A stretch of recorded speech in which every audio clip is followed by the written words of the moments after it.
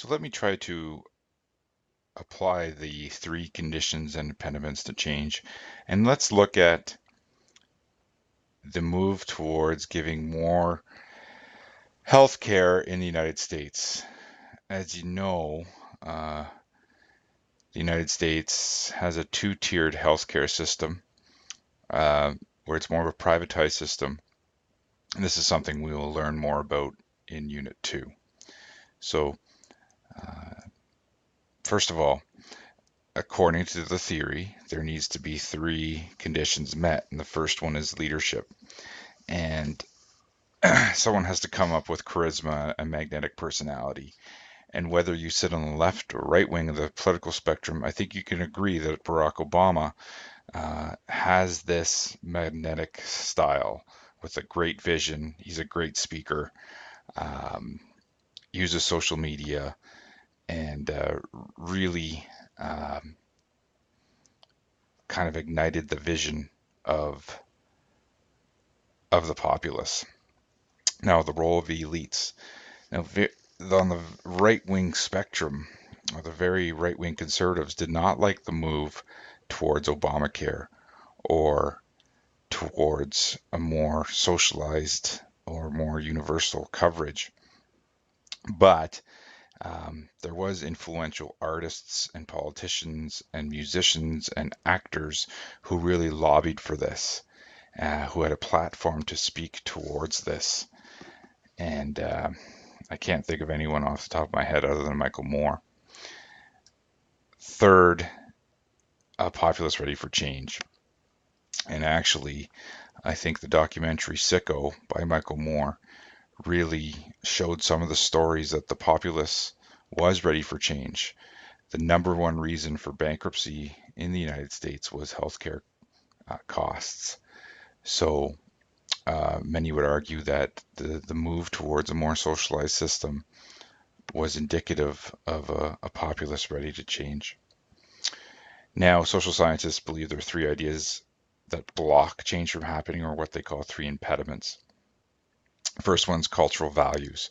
So the United States has always been a free market system uh, and a very neoliberal or neoconservative, sorry to confuse you there, a very conservative idea that you pay for your own healthcare system and the idea of individual accountability.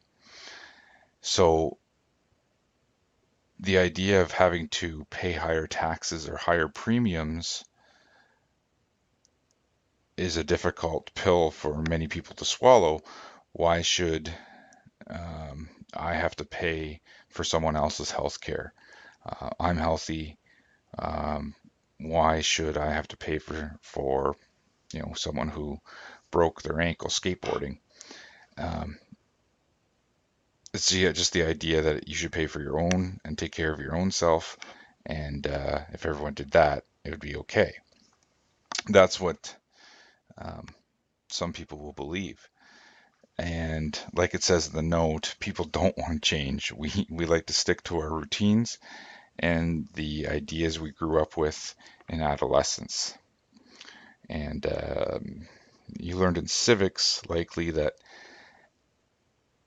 as you get older, you tend to become more conservative, which does make sense. As you're younger and you're off to school, you may need the support of the government through social assistance or through student loans. You might need to use that. However, as you get older and presumably make more money, you might want to keep more piece of the pie, of your pie, if you will. Number two is the expense, and this is indicative of any social change. It costs a lot of money. And America, for example, is in major debt. Uh, a lot of it because of the Great Recession that we're getting out of, and the wars in the Middle East. So, creating a socialized system is going to cost trillions of dollars. And finally, and I really think this one's weak, is social science inquiry, and this is difficult to follow.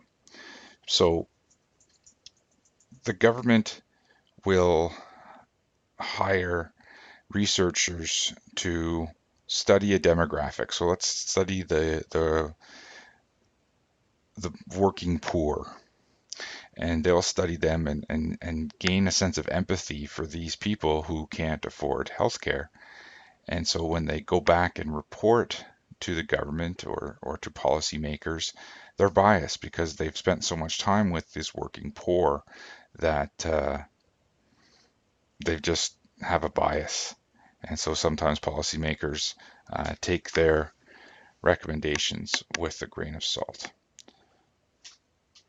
So hopefully that applies the three conditions and three impediments a little more clearly.